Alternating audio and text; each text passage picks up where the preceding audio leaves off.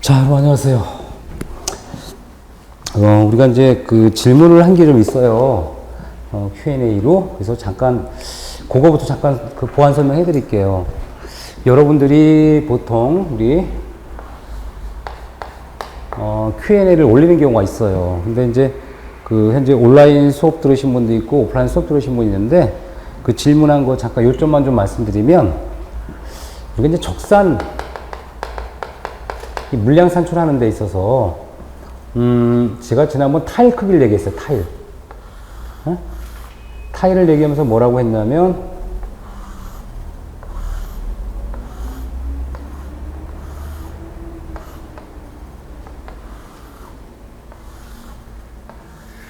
자 이 타일 한 장의 크기가 예를 들어서 이 198mm고요. 198mm고 이 줄눈이 있는데 줄눈이 한 2mm쯤 된다 그랬어요. 줄눈이 2mm쯤. 그러면 우리가 타일 크기는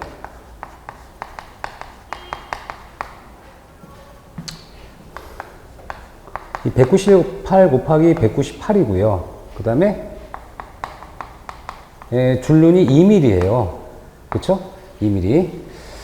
이럴 때 이제 우리가 타일 매수를 구하기 위해서 가장 기본적으로 타일 한 장의 중심선 사이즈를 계산하라고 했거든, 제가요. 근데 이때 우리가 타일 같은 경우를 보면 타일의 두께는 얘기하지 않아요. 왜냐면 타일의 두께가 만약, 두께가, 그래, 글쎄 뭐 한 5mm 된다? 치자고요. 5mm 정도. 근데 이 타일 두께는 사실은 우리가 1제곱미터의 물량을 산출할 때 전혀 산출을 하지 않아요. 그래서 어떻게 산출을 했냐면, 자, 이렇게 중심선 치수를 쫙 그려보자. 중심선 치수를 그려보면, 현재 198에다가 여기 1mm 들어가니까 가로 치수가 200mm고, 뭐 세로 치수가 200mm다 라고 가정을 했었어요. 그러면 200mm라는 것은 0.m고 0.m가 되는 거죠. 그렇죠? 그러면 이게 1m 1m 벽체가 있고 1m 벽체가 있을 때 결과적으로 타일이 몇 장이 들어갈 거냐라고 하면, 자, 1m 나누기, 얼마를 해야 돼요? 0.2 한 몇 장이 나와요? 5매가 나오죠. 1, 2, 3, 4, 5. 그렇죠?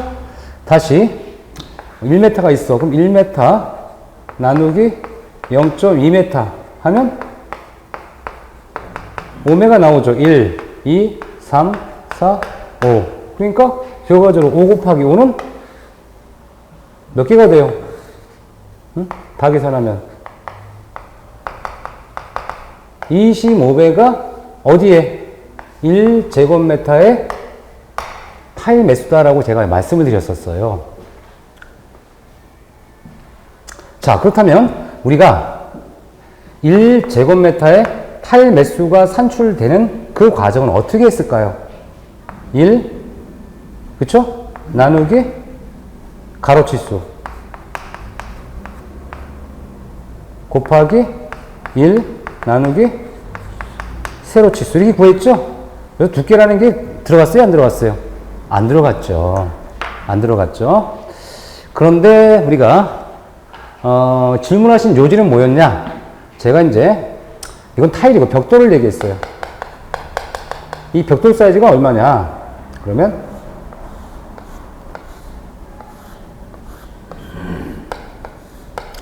이 190에 90에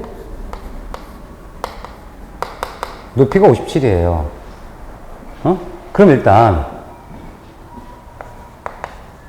용접이 쌓기를 하겠다. 용접이 쌓기. 그 용접이 쌓기를 할 때 1제곱미터당 몇 매가 들어가니? 그러면 똑같이 1 나누기 가로치수 곱하기 1 나누기 세로 치수가 되겠죠. 응? 그러면 0.5 쌓기라는 게 결과적으로 벽면적으로 따지면 우리가 어떤 식으로 계산을 해야 되냐라고 하면 우리가 0.2 쌓기라고 하는 것은 벽돌의 어떤 치수를 얘기해요. 벽돌의 치수. 그럼 일단 0.5 쌓기를 계산할 때 우리가 이렇게 여기 이렇게 결과적으로 얘가 이제 표면적이 되거든. 벽돌이 쫙 쌓이는 거야. 두께가 쌓이니까 이 두께는 중요하지가 않겠죠. 아까처럼 그죠? 의미가 없고 어떻게 여기 190짜리와 57짜리에다가 줄눈 두께 얼마가 될까요? 10mm가 되겠지. 10mm가 돼. 그럼 아까와 똑같은 방법으로 자, 이 벽의 면적만 계산하는 거야. 그러면 자, 요렇게 한쪽이 190이고요. 한쪽이 57이에요. 그러면 줄눈이 얼마가 들어갔다고요? 각각 10mm 들어갔다는 치는 거죠? 그러니까 우리는 계산을 할 때 벽돌의 중심선 치수를 계산하고 벽돌의 중심선 치수를 계산하면 67mm가 나오고 200mm가 나오더라. 아까 이 방법이나 차이가 없죠. 차이가 없어. 그럼 현재 얘는 얼마가 돼요? 0.2m. 얘는 0.067m가 되겠네. 그죠? 그렇죠? 그러면 자, 이런 방법으로 계산을 하면 1 나누기 0.2 곱하기 1 나누기 0.067 이게 제곱미터당 매수인데 계산하면 74.6매가 나와. 1제곱미터당. 그러면 이게 0.5이에요. 그러면 우리 회원님의 질문이 뭐냐면 90은 어디 갔어요? 라고 물어보는 거예요. 그쵸? 90은 관계없어요. 라고 얘기해야죠. 왜? 우리가 아까 이 타일의 두께는 벽면적에 영향을 줘요, 안 줘요? 안 주거든. 그럼 마찬가지로 얘도 산출할 필요가 없다는 얘기잖아요. 그렇죠? 네, 그래서 요거 아주 중요한 질문이에요. 왜? 사실은 우리가 적산의 가장 기본이 어떤 물량을 산출하는 기본적 약속과 원리를 이해해야 되는데 지금 질문하신 분은 이제 아마 이 90mm라는 치수를 왜 안 쓰느냐라고 물어봤지만 얘는 우리가 벽돌을 쌓다 보면 두께에 해당하는 거, 타일 두께랑 똑같은 개념이기 때문에 얘는 벽면적의 영향이 없더라. 이거를 지난번에 우리 질문을 했는데 제가 이렇게 타이프를 막 쳐줘요. 타이프 쳐주는데 아무래도 타이프 치다 보면 어떻게 돼요? 전달이 잘 안 되겠죠, 그죠? 지금 이렇게 만약 이렇게 오늘 오신 우리 회원님처럼 질문했다 그러면 그죠? 금방 대답을 해줄 수 있는데 이 온라인으로 아무래도 대답을 하다 보니까 부족할 경우가 좀 생겨요. 그래서 제가 항상 이렇게 온라인으로 질문하신 우리 회원님들한테는 제가 중요한 질문, 좀 중요한 질문 하신 거예요. 그래서 중요한 질문을 항상 이렇게 답변을 또 해줘요. 무슨 말인지 알겠죠? 그래야지 우리 쌍방아이가 되거든. 그래도 답답하다 그럼 나 찾아오세요, 저. 노래 오시면 돼. 찾아오시면 돼요. 찾아오시면 되고요. 그 다음에 이제 또 참 안타깝게도 이런 질문이 들어와요. 뭐냐면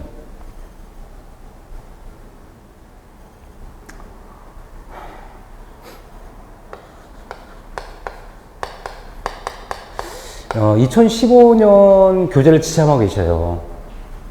근데 이제 우리 교재가 다 2016년도 교재가 나올 거예요.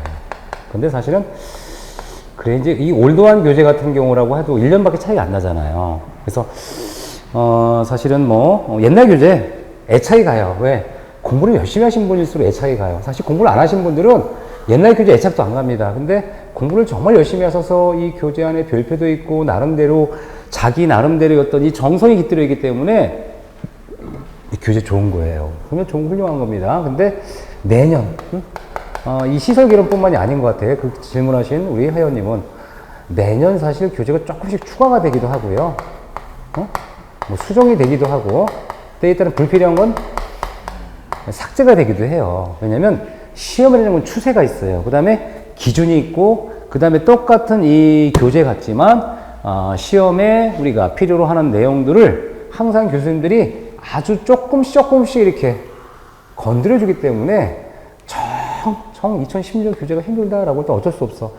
그럼에도 불구하고 신규들을 보는 게 훨씬 더 좋을 수가 있어요.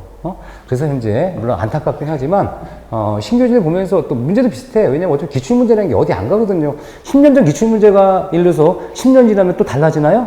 안 그렇거든. 똑같아. 그렇긴 하지만 우리가 현재 여러분이 혹시나 새로 공부하시면 당연히 신교재를 하셔야 되고 당연히 그 다음에 혹시나 좀 안타깝지만 우리 이렇게 너무 애착이 가는 교재가 있을 수 있긴 한데 하여튼 공부해 보시고 답답하시면 이거를 가지고 공부하시는 게 좋을 것 같아요. 모든 선생님들이 생각은 비슷할 거예요. 가급적이면 새로운 교재를 하는 게 적합할 수 있더라. 이런 게 왜 불필요한 거 삭제한 내용도 공부를 하셔야 되거든. 그 다음에 또 이 수정 이런 것도 있어요. 추가하는 것도 있고 이 추가하는 것도 사실은 글쎄 뭐 이렇게 중간중간 추가를 하기 때문에 뭐 추가한 거 이렇게 나중에 찾다 보면 어디거든지 헷갈려요, 저도. 그래서 하여튼 이런 문제가 있어서 여러분 어쨌든 뭐 답변을 해드릴 거고 그 외에 많은 우리 회원님들이 매주 몇 명씩 질문을 하는데 질문 많아도 괜찮아요. 저는 질문한 거 굉장히 좋습니다. 여러분들이 그만큼 열심히 하신다는 생각을 하시기 때문에 많이 질문하시고 저도 열심히 답변 드리고 또 이렇게 이 중에 중요한 질문이다 그러면 이렇게 제가 조금 더 상세하게 설명을 하기 때문에 여러분 기꺼이 질문하시면 기꺼이 제가 성실하게 답변해 드릴게요. 이거 지난번 물어보셨고 자, 그 다음에 이제 아주 중요한 질문이라고 저는 생각합니다. 아주 중요한 질문. 지난 시간에 공부한 내용을 보면 이 설비 총론이라는 걸 공부했고 위생설비, 급설비라는 걸 공부했어요. 뭐 배수, 통기까지 공부했네요. 어저께 굉장히 진도를 많이 나갔어요. 그죠? 많이 나갔는데 이거 한번 정리해 볼게요. 우리가 이제 기초강좌잖아요. 기초강좌. 이 기초강좌에서 흐름을 잡아야 돼, 흐름.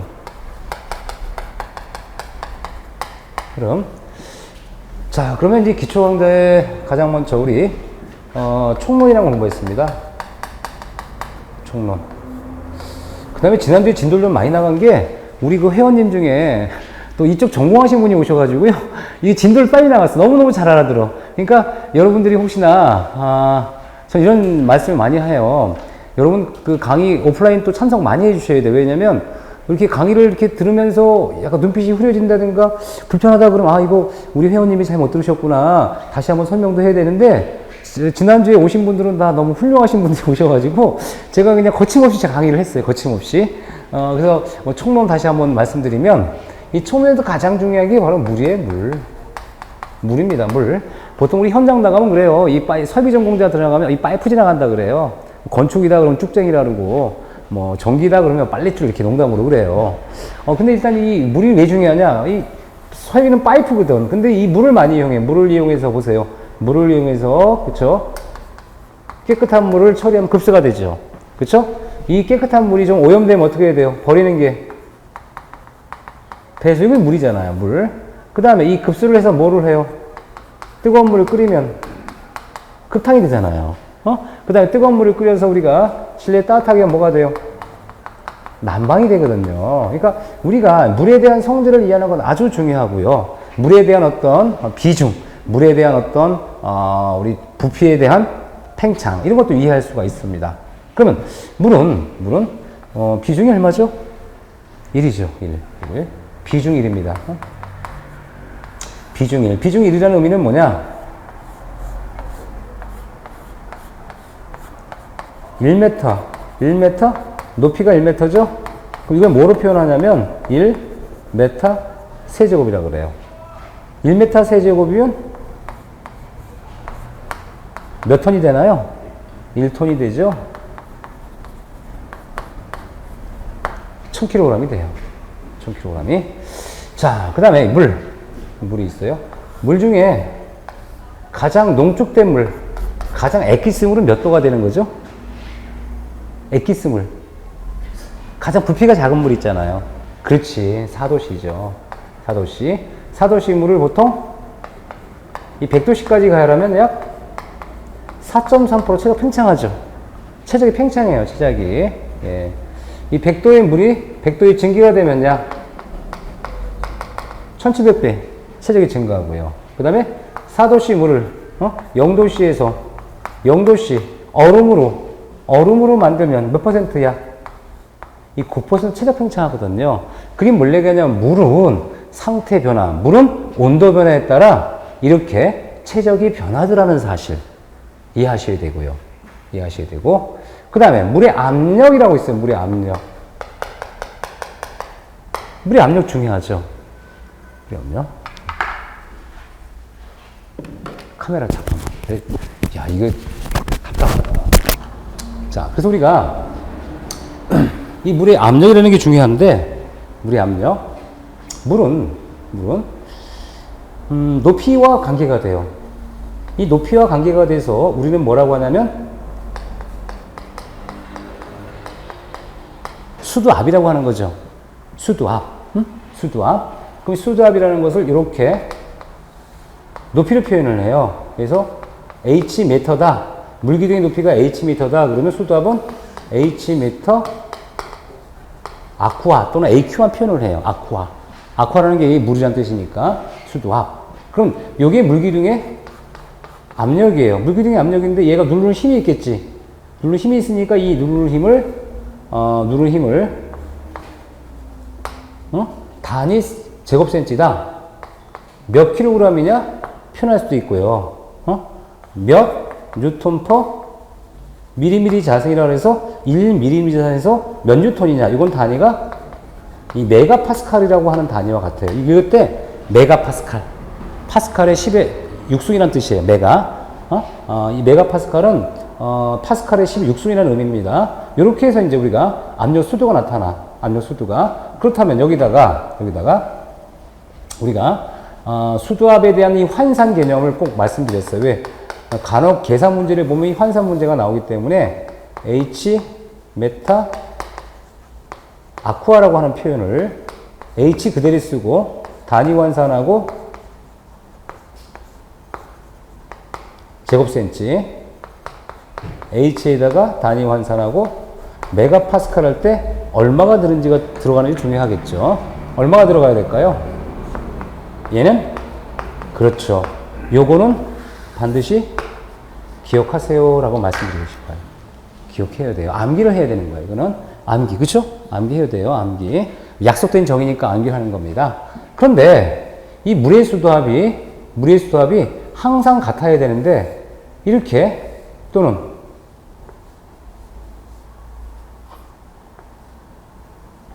이런 식으로 물기둥의 높이가 같다 하더라도 이 물의 수압이 같지가 않더라. 그럼 아니 왜 물의 수압이 같지 않느냐? 그럼 이걸 뭐로 표현했어요?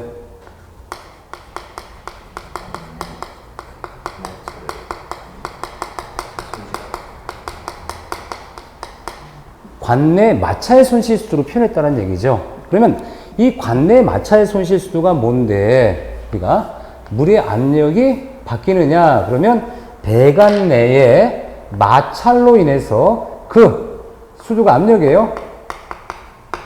그 압력이 손실이 됐다는 뜻이에요. 배관 내의 마찰로 인해서 압력이 손실이 됐다. 그러면 반내 마찰 손실수는 공식을 외워야 돼요. F, L, V 자승. 이건 뭐 한다고 그랬어요, 제가? D죠. 이거 D죠. 그죠? 요거 기억하셔야 돼요. 그래서 F는 무슨 개수? 배관에 따라 틀려요. 이게 주철제 배관인지 아니면 PVC 배관인지 틀릴 수 있어요. 그 다음에 얘는 배관의 길이. 얘는 유속인데 유속이 자승이고 얘는 배관의 그쵸. 직경 지름. 얘는 이렇게 표현할 수 있어요. 중력과 속도라는 것은 G는 9.8 m per sec 자승. 이렇게 해서 이런 것들도 숙지가 돼야 돼요. 관내 마찰 손실수도다.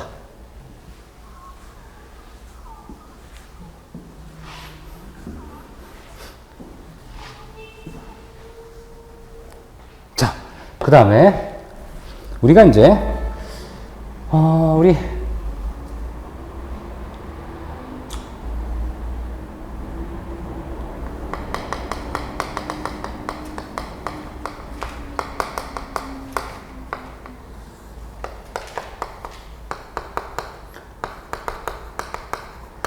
연속의 법칙과 유량 공식을 지난번 배웠나요? 연속의 법칙. 연속의 법칙을 했나? 이거 안 한 거 같나? 아, 그렇군요. 예. 그쵸. 안 한 건 제가 설명 안 해. 왜냐면, 이거 아는 것까지 설명하면 또 나중에 또 공부할 수 있으니까, 요거는 나중에 어디서? 기본 수업 시간에 공부할 거고요. 그 다음에 우리, 현열과 자멸이라는 개념이 나와.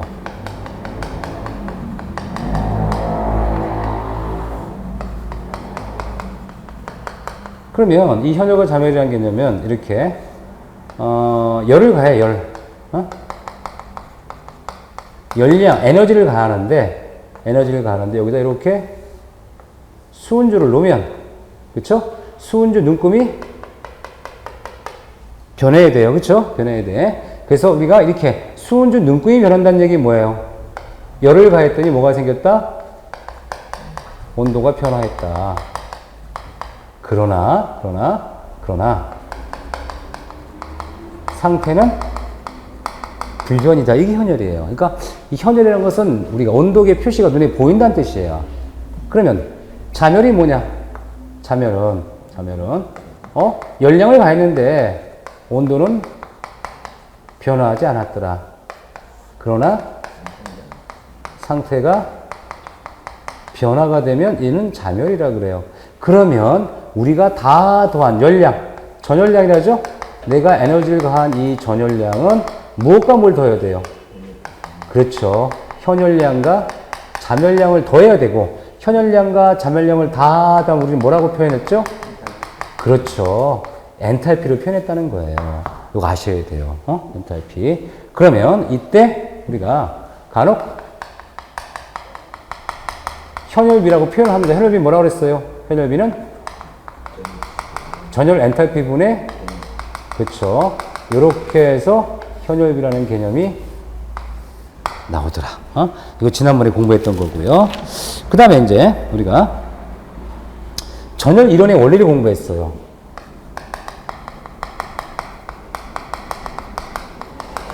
사실은 기본소 과정일 땐 이거보다 조금 더 구체적으로 공부를 해야 돼요. 왜 그러냐면 최근의 기출문제는 이 벽체의 열관률, 그 다음에 단열재 두께, 열관률 저항값을 이용해서 우리가 단열재의 어떤 변화를 이해하는 문제를 푸는 적이 있었어요. 이거 어려운 문제죠, 사실은. 이 정도 되면은 아주 전문적인 문제인데, 이 전문적인 문제를 풀기 위해서는 가장 기본적으로 전도, 대류, 복사, 열전자를 알아야 돼요. 전도, 대류, 복사, 공기열 전달을 얘기하겠죠. 그러면 이런 기본 개념이 뭐냐?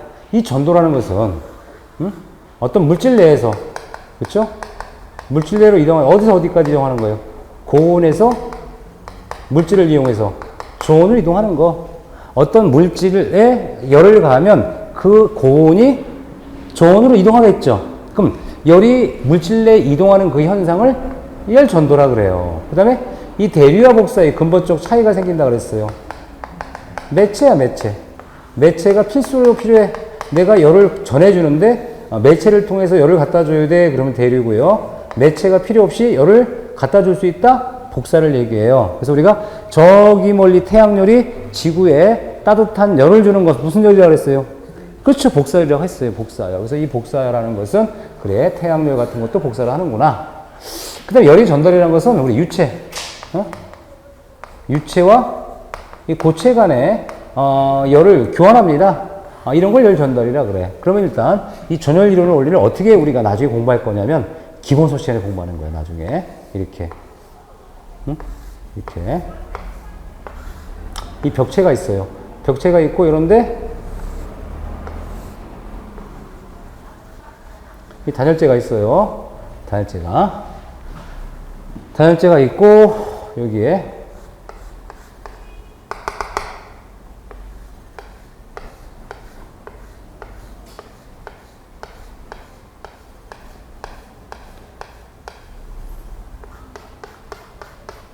이 건축 벽체에 있을 때 여기 실내 온도예요.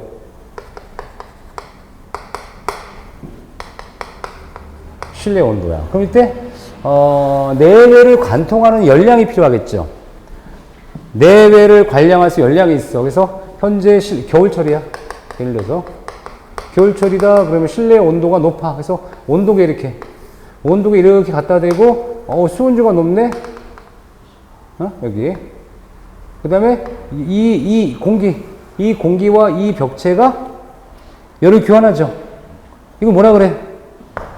열 전달. 그래서 이렇게 온도가 떨어져요. 온도계가 떨어집니다. 떨어져. 열을 뺏기니까. 그 다음에 약간 또 열을 뺏기죠? 온도차가 심하지. 왜? 단열재니까. 단열재는 열을 잘 전도 안 시켜요. 그죠? 여기. 얘를 이렇게 해서 그림을 그려봐요. 이렇게 해서 우리는 뭐냐면, 여기. 이 유체와 고체 간의 열의 이동을 뭐라 한다? 열의 전달. 뭐에? 공기에. 어디서? 실내에. 그 다음에 이렇게 각 재료별로 고체의 물질 내에서 고온에서 저온으로 열이 이동하죠? 뭐라고 해야 돼요? 전도. 다시 이 벽체와 이 공기가 열을 교환하죠. 얘는 뭐라고 해야 돼요?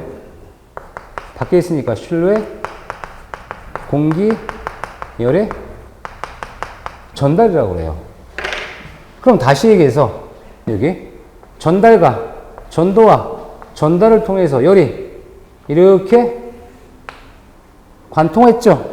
이것을 우리 열의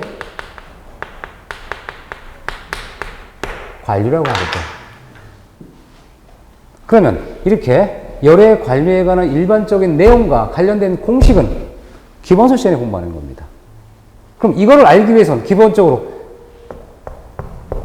이거를 알아야지 이게 공부가 되고, 이거를 알면 또 여기서 또 상세한 내용을 설명합니다, 제가. 그러니까 기초가 중요하다는 얘기예요, 지금. 기초를 적절히 잡으면 기본서 시간에도 그래, 그거였어 라고 하면서 응용이 되는데, 기초 때 잘 잡지 못하면 거기서도 헤매는 거예요. 그래서 가급적 기초강좌를 충분히 드셔야 돼, 기초강좌를. 자, 그 다음에 이제 우리가 위생설비라는 게 나와요, 위생설비. 응? 그러면 위생설비 공부했어요, 지난 시간에.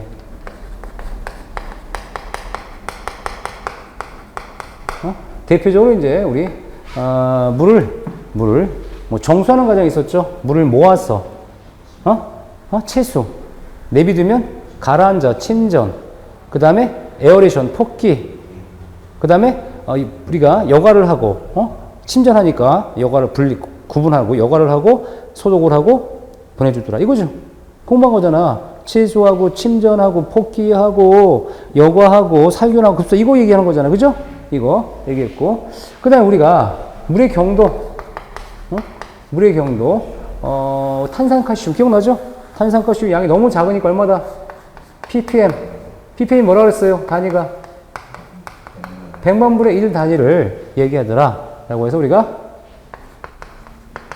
적수 우리가 90에서 약 110 ppm 이 정도 물은 우리가 먹기 적합한 적수가 되고요. 얘보다 크면 경수, 작으면 연수라 하고요. 0에서 10 ppm 아주 작다 그러면 병원의 매균수 쓰는 흑연수가 되잖아요. 근데 우리가 이 경수 같은 경우 센 물이라 그래서 얘는 보일러 용수에 사용할 수 없습니다. 세탁 용수 사용할 수 없습니다. 얘네들 어디 사용을 해라? 연수를 사용해라. 이거 한 문제 나왔던 거죠. 그렇다면 우리가 경수를 왜 쓰면 안 되죠? 왜? 우리가 분명히 물을 끓이면 연수가 되죠. 물을 끓이면 연수가 되는데 문제는 이 연수가 생기는 도중에 물때가 생긴다는 거. 지난번에 그 얘기 했었죠. 제가 차 타고 가다가, 그쵸, 이게 했었잖아. 그쵸? 센 물을 썼다가 그냥 나중에 라디에이터 터져가지고 돈 엄청 들었어요, 사실은. 근데, 몇백만 원짜리, 몇천만 원짜리 보일러에다가 경수 써가지고 연수 만들었더니 어떻게 돼요? 그 과정에 물때가 생겨서 보일러가 터질 수도 있다는 얘기잖아요. 그래서 이 보일러수나 세탁용수는 연수를 써라 라는 말씀을 제가 지난번 말씀드렸어요. 그 다음에 우리가 pH 산도값, 수소이온 농도 지수로 표현했죠? 그래서 우리가 7일 때 얼마나 그랬어요? 우리는 중성, 7보다 크면 알칼리성, 7보다 작으면 산성이다. 우리가 먹는 물은 5.8에 8.5 사이가 적당합니다. 5.8에 8.5가 우리가 먹는 물, 우리가 먹는 경도는 90에서 110 ppm. 이런 거는 암기하셔야겠죠. 이렇게 해서 이제 우리가 위생설비의 물의 수질에 대해서 제가 설명드렸었어요. 그 다음에 급수와 비설비는 그냥 뭐 읽어보면 된다고 그랬고요. 그 다음에 급수 건물의 급수 조닝. 제가 지금 강의를 워낙 진도를 많이 나갔기 때문에 한 번씩 쭉 말씀드리는 거예요. 왜 그렇게 말씀 안 드리면 못 알아들어. 제가 말씀드리니까 좀 새로운 것도 있고 뭐 그렇죠. 예? 잘 아시는 것도 있고 할 텐데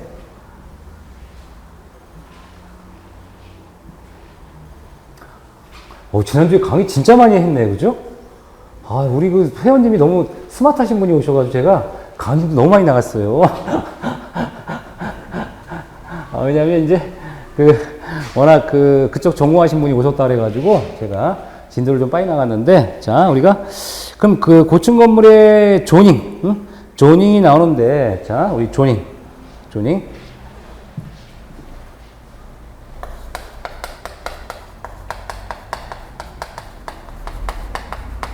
조닝이 나와, 조닝. 그럼 이 조닝을 하면, 조닝을 할 때, 조닝을 하는 이유는 이 압력이 너무 세죠? 그게 뭐냐면 이 고층 건물이 높이가 만약 한 100m가 돼요. 이 100m가 되면 1메가파스칼이죠? 1메가파스칼 어때요? 압력이 센 거예요? 낮은 거예요? 무지하게 센 거죠? 그쵸? 1메가파스칼은 무지무지 센 거란 말이에요. 근데 이걸 그냥 사용하면 어떻게 돼요? 압력이 높아서. 소음도 클 것이고, 그쵸? 그 다음에, 우리가 작동도 좀, 작동이나 사용도 좀 불편해요. 왜? 너무 압력이 세서 물이 막 튀어나간단 말이지. 그래서 얘를 물기둥을 끊어주는 거야. 끊어주는데, 우리 보통, 업무용은 얼마마다 끌어준다 그랬어요? 업무용은 40에서 50m마다. 주거용은 얼마만큼 끌어준다 그랬어요? 그렇죠. 30에서 40m. 이 정도로 우리가 조닝을 해주라. 그래서 급수 압력을 어떻게 해라? 균등하게. 이게 포인트죠. 급수 압력을 균등하게 해라. 공부했던 거고요. 그 다음에 이제 우리 수소의 어떤 급수 방식. 이 급수 방식이 많지만 그냥 개념도만 좀 한번 그려드릴게요. 급수 개통도죠. 개통도. 일단 시상수관이 있어요. 그렇죠? 시상수 공간이 있으면 물을 받아서 계량기 있을 거고요. 이렇게 큰 저수에 물을 받죠? 이때 볼텍 같은 걸 이렇게 연결해 준다 그랬어요. 볼텍. 이게 이제 저수조고요. 여기 풋밸브라는 게 있었죠? 풋밸브. 이 풋밸브는 찌꺼기 같은 게 들어오지 못하도록 하기도 하면서 물이 올라갈 땐 용이나나 내려올 때는 내려가지 못하도록, 한마디로 배관 내에 물이 꽉 찰 수 있도록 만드는 게 풋밸브고요. 여기 펌프가 있어요. 펌프. 여기 이제 이렇게 체크 밸브라든가 게이트 밸브가 있고요. 밸브가 있습니다. 그 다음에 이렇게 올라가서 다시 빠져나온다 그랬죠? 빠져나온다 그랬어요. 여기도 주 밸브가 있고 이런데 밸브가 있어요. 그쵸? 이건 무슨 밸브? 그렇죠. 지수 밸브. 지수 밸브 역할이 뭐였죠? 국부적인 단수 처리. 뭐라고요? 국부적인 단수 처리. 지난번 공부했던 거예요. 국부적인 단수 처리를 위해서 지수 밸브라는 게 필요하더라. 공부했습니다. 그래서 우리가 이 펌프의 양정을 얘기할 때도 이렇게 이걸 뭐라고 한다? 흡입 양정. 이렇게 뭐라고 합니까? 토출 양정. 이렇게 다 더하면 실양정. 그런데 우리가 이 펌프의 능력을 얘기할 때는 실양정 갖고 돼요, 안 돼요? 안 된다고 그랬어요. 그래서 우리는 실제로 실양정 갖고 안 되고 펌프의 능력을 계산할 때는 전양정이 필요한데, 이 전양정은 실양정에다가 배관 내 손실 압력 정도를 계산해 주세요 라고 하는 거에서 우리가 전양정에 대한 거를 공부했었습니다. 공부했어. 이거 딱 끝나고 나면 공부한 게 뭐냐? 급수 방식 넘어가고 이제 우리가 그 트랩과 그 다음에 봉수, 통기관을 공부했어요. 지난번에.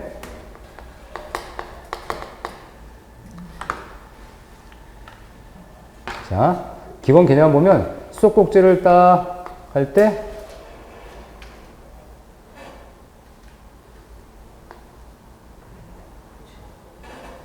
이렇게 빠져나갈 수 있도록, 그죠?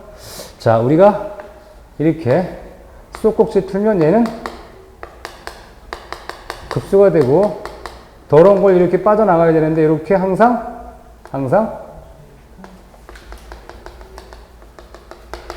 요게 봉수 깊이, 요 깊이. 그래서 우리가 요거를 우리가 디프, 깊다라고 디프, 여기를 위어라고 했고요. 요 최소 깊이는 50에서 100mm니까 최소는 50이 되는 거예요. 최소는 50이 되는 겁니다. 아, 우리가 그래서 디프에서 위어까지를 봉수 깊이로 하는구나. 이게 봉수 깊이에요. 봉수 깊이. 봉수 깊이. 자, 근데 이 봉수 깊이 얘기했고요. 이때 이 봉수를 조정하는 이런 트랩 구조. 트랩 구조는 우리 파이프형이라 그래요. 파이프형이 있고 용접형이 있고 일반 트랩 말고 우리 인터셉터 이런 게 있었는데 이때 파이프형은 P트랩, S트랩, U트랩, 용접형은 벨트랩, 드럼트랩. 그쵸? 인터셉터는 그리스트랩 등 되게 많았어요. 그쵸? 자, 그래서 우리가 P트랩이나 S트랩 뭐라 그랬어요? 위생기구류에 많이 사용을 하는데 이때 S트랩은 뭐가 심하다? 사이펀 파괴가 가장 심하다 라고 말씀드렸고 U트랩은 메인 트랩 또는 가옥 트랩이라고 그래가지고 시하수관에 접속하는 트랩은 U트랩이다 말씀드렸고요. 이 벨트랩은 주로 바닥용 트랩, 드럼 트랩은 주방에 싱크대에 설치하는 트랩이다. 이렇게 말씀드렸습니다. 야, 그러니까 거의 굉장히 진행을 많이 한 거예요, 실제로. 요약만 하는데 이렇게 시간이 걸렸던 얘기는 여러분이 다 이거 이해하셨잖아요. 그죠?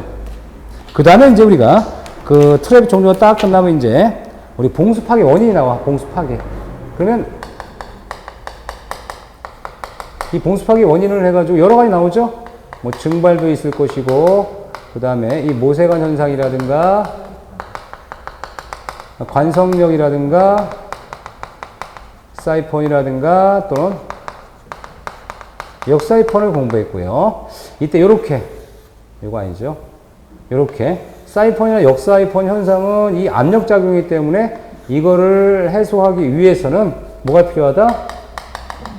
통기관이 필요하다라고 해서 통기관의 유형별 특징을 쫙 제가 그림을 그리면서 소개했던 거예요. 야, 이게 바로 뭐예요? 이렇게 많은 걸 지난주에 공부했어요.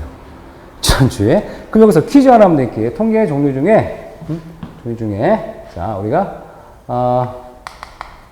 배수, 수직,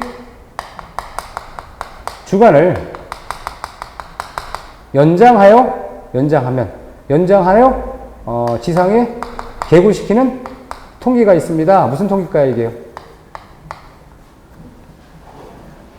배수, 수직 주관을 그냥 연장시켜, 위로. 통기관인데. 뭐죠, 이게? 그게겠죠. 정상, 꼭대기에서 신축해. 그렇지, 신정통기관. 이해할 수 있죠? 이런 걸 공부가 돼야 돼요. 아, 이 신정통기관에서 배수, 수직 주관을 연장했구나. 이 정도는 아셔야 돼요, 이 정도는. 자, 이 정도는. 그 다음에 2개에서 8개의 위생기구를 하나의 통기관으로 하기 위해서 최상류에서 입상하는 통기는 뭐냐? 우리 최근 기출문제 나왔던 거야. 이게 뭐죠? 최상류 입상하는 거 그냥. 이게 회로 통기, 루프 통기, 환상 통기 같은 얘기입니다. 요거 시험에 났던 거잖아요. 2개, 8개의 위생기구를 하나의 통기를 만들기 위해서 최상류에서 그냥 쭉 세워지면 이게 바로 뭐냐? 이 통기를 얘기해. 회로 통기, 루프 통기. 여기까지 지난번 공부했어요. 여기까지. 그럼 오늘 공부할 게 뭐냐? 오늘은 공부량이 많지가 않아. 왜? 너무너무 열심히 했기 때문에 이거 지난주에 정말 엄청나게 많은 공부를 했어요. 그래서 오늘 첫 시간을 거의 1시간을 거의 가까이 정리해 드리는 겁니다. 왜? 지난주에 공부한 게 너무 많기 때문에 이거 정리가 되지 않으면 나중에 힘들 수 있어. 그럼 오늘 공부할 게 뭐냐? 오수처리 지표예요. 오수처리. 이때 제일 중요한 게 뭐야? BOD만 알면 돼. BOD. 일단 기초강좌 BOD만 알면은 일단 끝나. 다른 건 다 그냥 암기하면 돼. BOD가 뭐야? 바이오케미컬. 옥시전, 디멘전. 그래서 우리가 디멘드, 생물, 화학적, 산소 요구량이에요. 이 생물학적 산소 요구량이 왜 중요하냐? 우리가 일반 수질의 오염 지표로 가장 많이 사용되는 게 이게 BOD 값이에요. BOD. 자, 우리가 이 물 하천이 얼마큼 오염됐느냐? 뭐라 그래? BOD 값 알아봐. 이렇게 얘기를 해요. 근데 때에 따라 뭐냐? COD가 있어. COD. COD는 케미칼, 화학적, 옥시전, 산소, 디맨드, 요구량인데 얘는 일반적인 지표가 아니라 우리 공장 근처에 폐수 있죠? 폐수 정도의 오염 지표는 보통 COD 값을 얘기해요. 그러면 이 값이 높다는 얘기, BOD나 COD 값들이 높다는 얘기 뭘 얘기해? 우와, 더럽다. 오염이 심하다라는 거야. 그래서 우리가 BOD나 COD는 그 값이 높다는 것은 그만큼 오염이 심하다는 걸 얘기해요. 그럼 여기서 BOD 제거율이 있어요. BOD 제거율은 높으면 높을수록 고성능이든 이게 중요한 거예요. 높으면 높을수록 좋은 거예요. 나쁜 게 아니에요. 그러면 이 BOD 제거율이 뭐냐? 이것만 알면 되겠죠? 예를 들어줄게요. A 케이스, B 케이스. 100ppm의 오염수가 10ppm으로 나갔어. 제거되고. B는 100ppm의 오염수가 50ppm이 나왔어. 그러면 어디게 더 고성능이에요? 예? A지. 그럼 A의 제거를 계산하라. 그럼 유입 100분의 유입 빼기 10 곱하기 100 하면 90%. 얘는 유입분의 곱하기 100 하면 50%. 당연히 A가 뭐라 그래요? 고급이다. 그래서 이 BOD 제거율은 높으면 높을수록 고성능입니다. 그 다음에 뭐 DO, SS는 내용 보시면 알아. 아, 이런 거구나. 넘어갈 거고. 그 다음에 이 정화조의 기능이 나오는데요. 이 정화조의 기능이라는 것은 우리가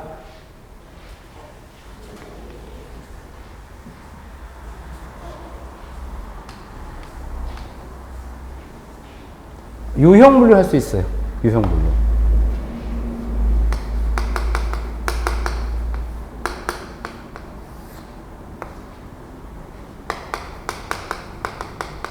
물리적 처리 과정.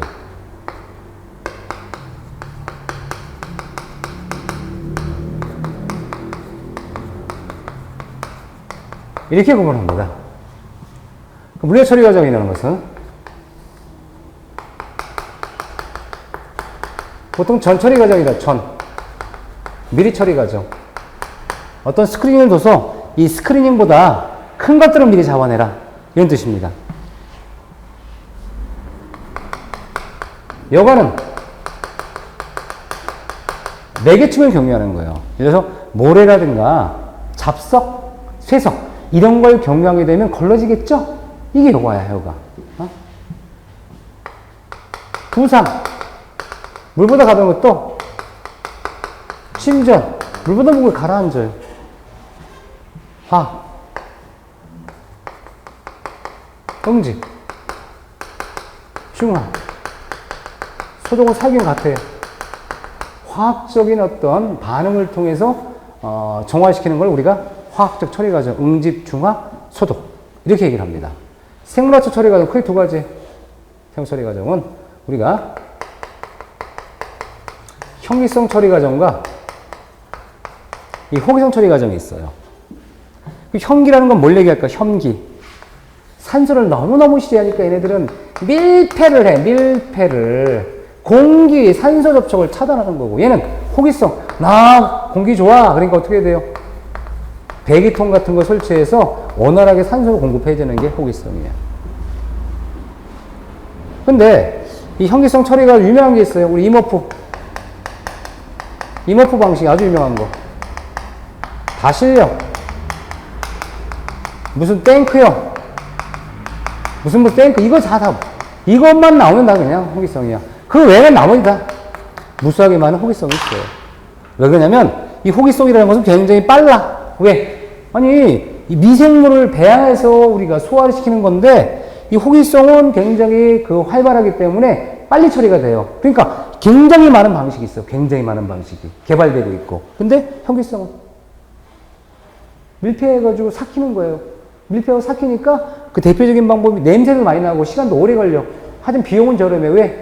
비용 저렴하지. 삭히는 거니까 통에다 놓고 삭히고서 만들면 돼. 그래서 얘는 처리 기간은 좀 길지만 비용은 저렴하게 들어가고 설치 공간은 밀폐하니까 넓어야 되는 겁니다. 이래서 우리가 생물학적 이런 방법이 있고요. 그 다음에 우리가 오수의 3차 처리라고 나와. 오수의 3차 처리 가장 기본이 뭐야? 이거야. 이거 스크리닝. 뭐라 그랬어요 제가? 미리 처리하는 과정이다. 그 다음에 토끼 침전 소독.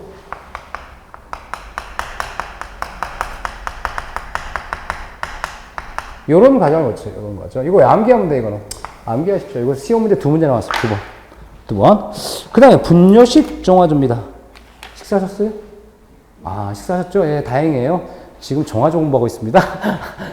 예, 또 식사 안 하신 분 이거 끝나고 한번 식사하시려고 그러면 좀 불편해. 그죠? 불편해. 이 단독정화로라고 돼요. 단독정화조.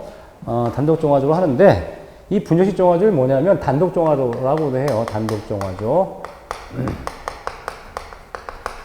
옛날에 많이 썼죠. 이런 방식을. 뭐냐면 이 순서만 알면 돼.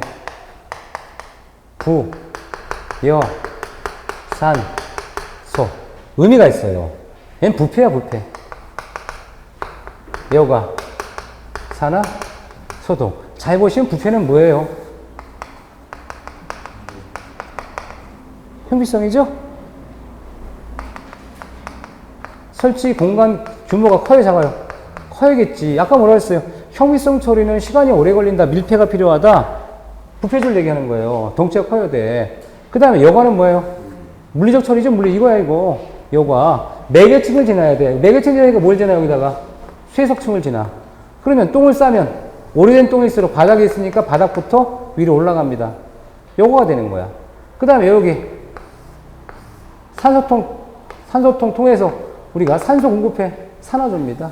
산화조는 부패조보다 규모가 작아도 돼. 규모가 작아도 돼. 뭐 때문에 그래는 호기성 균이니까. 왜? 아까 뭐라 그랬어요? 이 호기성 처리 과정은 굉장히 속도는 빠르지만 설치 공간이 작게 걸려요. 그만큼 처리 속도 빠르니까 공간이 클 필요가 없는 거야. 그 다음에 소독은 뭐가 돼 있지? 화학적 방법이잖아. 그래서 뭐야? 단독 정화조예요. 여러 가지 방법을 뭐야? 하나의 정화조로 처리하는 거야. 약재를 막 뿌리면 여기서 나가는 거죠. 이게 바로 정화조의 기본적 순서입니다. 부여산소 뭐라고요? 부여산소. 자, 그 다음에 이제 위생기구 등에 설비해서 밸브류가 나와. 밸브류.